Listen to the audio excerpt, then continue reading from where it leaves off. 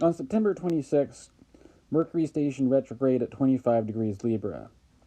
Now, depending on where you're located in the world, it may have been maybe on or off a day or so, but where I am located in Vancouver, BC, it was September 26th.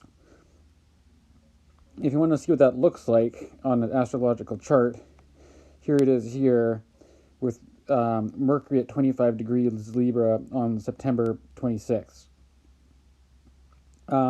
It was not particularly that fun of an event for me because I was in the middle of the hospital and Libra is my 12th house, and I just had a Mercury retrograde through my 12th house. But what I noticed is that today is November 2nd, as the case may be. Mercury is actually leaving its shadow zone because Mercury's gone direct, it's been direct for a while, now it's crossed that point, the 25th degree of Libra. So now we can say that Mercury retrograde is officially over, and the shadow period is over as well. So I just thought I'd make a video to announce that and make some other commentaries about Mercury and its synodic cycles.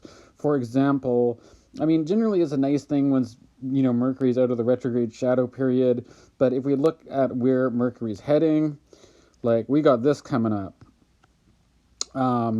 That's why I have my little caption here. Don't get too excited because we've got Mercury is going to conjoin Mars at 6 degrees of Scorpio, a Mars-Mercury conjunction, and that's going to be within 1 degree of a square to Saturn in Aquarius.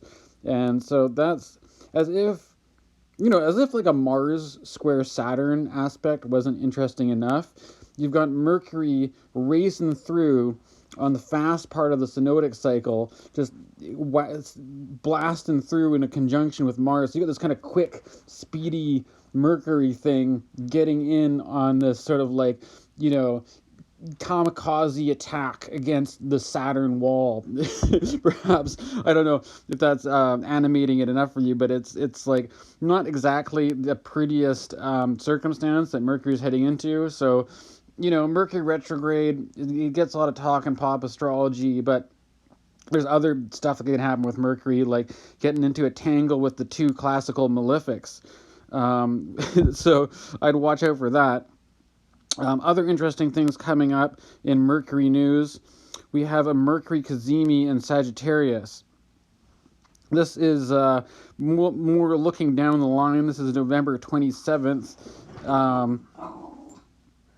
On November 27th, we have a conjunction between Mercury and the Sun while Mercury is in direct motion. That is what you call a Kazimi, folks. It also happens, a Kazimi also happens when Mercury is in retrograde motion. And there's some debate as to which of these begins and ends a synodic cycle. I'm of the opinion that it would probably be the retrograde Kazimi, which is the start of a new synodic cycle. And my reasoning behind that is what you have here is Mercury transitioning from a morning star into an evening star. It's crossing that point of the sun where instead of rising before the sun, as you'd say, occidental, it will be setting after the sun, oriental, or the evening star, whatever you like. And there's a signification there about a transition from a young Mercury into an old Mercury. So if the last Mercury retrograde was the birth of a new Mercury cycle, this was Mercury becoming an old, mature evening star, only to go retrograde again and start this all over, which, if you were wondering, I made a slide for that too. The next Mercury retrograde is happening in Aquarius in January of next year. So this is why people talk about Mercury retrograde so often, is that they happen fairly regularly.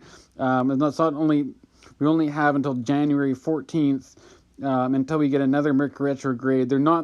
Mercury's not done with the air signs yet. We're going to have Mercury in there, all up in Aquarius, all up in there with Saturn, a traditional ruler of Aquarius. So that'll be interesting, whatever your Aquarius house is I would keep your eyes peeled for that one in the long run. All right, this is me with a quick Mercury update.